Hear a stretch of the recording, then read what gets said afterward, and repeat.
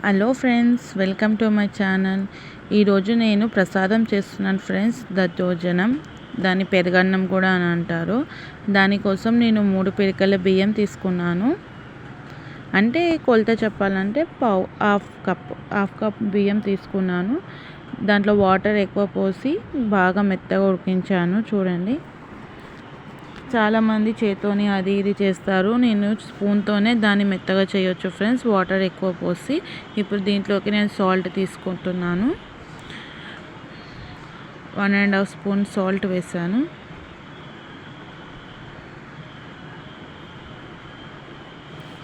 Salt వేసి ఒక్కసారి కలుపుకోండి ఫ్రెండ్స్.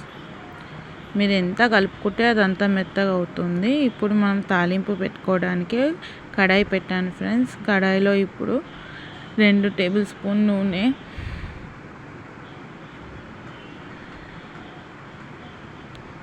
మిరియాలు ఫ్రెండ్స్, ఇది దద్దోజనంలో మిరియాలు స్పెషల్. దానికోసం నేను మిరియాలు వేసాను. మిరియాలు కొంచెం చిట్పట్ అన్నాక ఆవాలు జీలకర్ర వేయాలి. ఆవాలు జీలకర్ర కూడా వేగాక ఇప్పుడు కొద్దిగా ఎండిన మిర్చి నేను దీంట్లో మినపప్పు చెప్పడం మర్చిపోయాను ఫ్రెండ్స్. దాంట్లో కొద్దిగా మినపప్పు కూడా వేయాలి. మినపప్పు వేసాక కరివేపాకు వేసి అది బాగా వేగాక ఇప్పుడు దాన్ని తీసి అన్నంలో వేసుకోవాలి ఫ్రెండ్స్. అన్నంలో వేసుకున్నాం కదా, ఇప్పుడు దాన్ని ఒకసారి కలిపేసి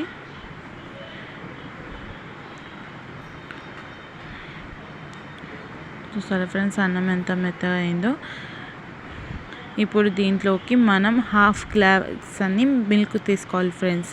మిల్క్ పోస్తే అన్నం చాలా టేస్టీగా అవుతుంది ఫ్రెండ్స్. మీరు తప్పకుండా ట్రై చేసి చూడండి ఒకసారి.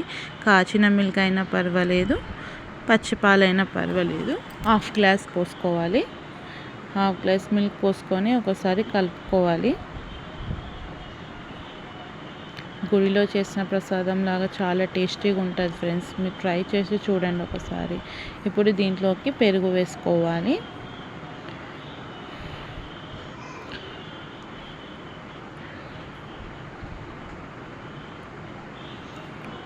పెరుగు ముందుగానే చిలికించి పెట్టుకోవాలి ఫ్రెండ్స్.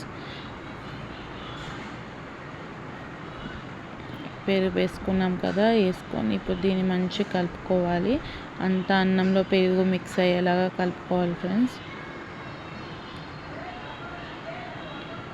అంతే ఫ్రెండ్స్, ఎంతో ఈజీగా అన్నం మనకు రెడీ ఉందంటే మిగతా ప్రాసెస్ మొత్తం త్వరగా అయిపోతుంది.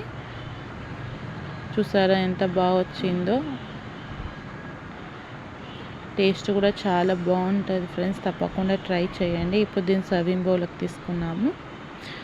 చూసారా ఫ్రెండ్స్ ఎంత బాగా వచ్చిందో. మీరు తప్పకుండా ట్రై చేసి ఎలా వచ్చిందో నా కామెంట్ బాక్స్లో తెలియచేయండి ఫ్రెండ్స్. నా ఛానల్ కనుక మీకు నచ్చినట్టయితే లైక్ చేయండి, షేర్ చేయండి, సబ్స్క్రైబ్ చేయండి.